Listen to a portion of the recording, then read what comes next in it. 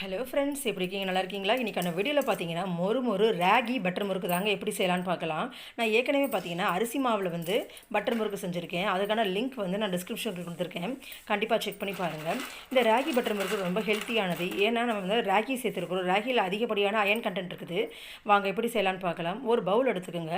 அதில் நான் 2 கப் அளவுக்கு நான் ராகி மாவு சேர்த்துக்க போகிறேன்.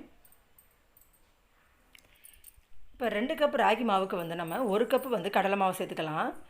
நான் ஆர்கானிக் பட்டர் எடுத்துக்கிறேன். இது ஒரு 2.5 ஸ்பூன் எடுத்துக்கோங்க.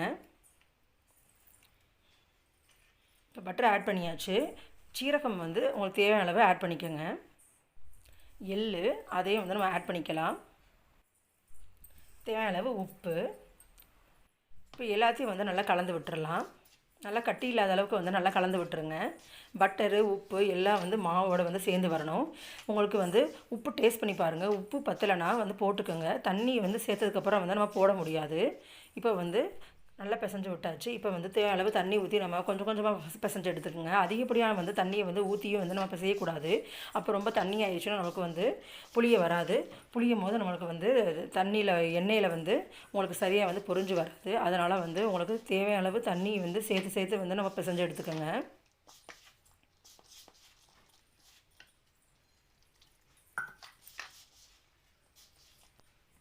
இப்போ நம்ம மாவை நல்லா பிசைஞ்சு எடுத்தாச்சு. பாருங்கள், இந்த பக்கத்தில் வந்தால் போதும். உங்களுக்கு கொஞ்சம் கெட்டியாக இருக்க மாதிரி இருந்துச்சுன்னா கையில் கொஞ்சம் தண்ணியை தெளிச்சுக்கிட்டு நம்ம பிசைஞ்சு எடுத்துக்கலாம். ரொம்பவும் தண்ணி ஊற்றினீங்கன்னா ரொம்ப தண்ணி ஆயிரும்.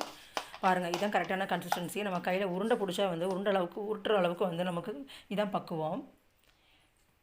ஒரு அச்சு எடுத்துக்கலாம். இது ஸ்டார் அச்சு நான் எடுத்துருக்கிறேன். பட்டர் முறுக்குக்கு உள்ளே நம்ம நெய் தடவி நம்ம புழிஞ்சு விட்டுக்கலாம். பாருங்கள், இதுவும் ஆர்கானிக் கீ தான். அதையும் தடவி விட்டுட்டு இப்போ நம்ம உருண்டையாக பிடிச்சி இப்போ நம்ம முறுக்கு சுட்டுடலாம்.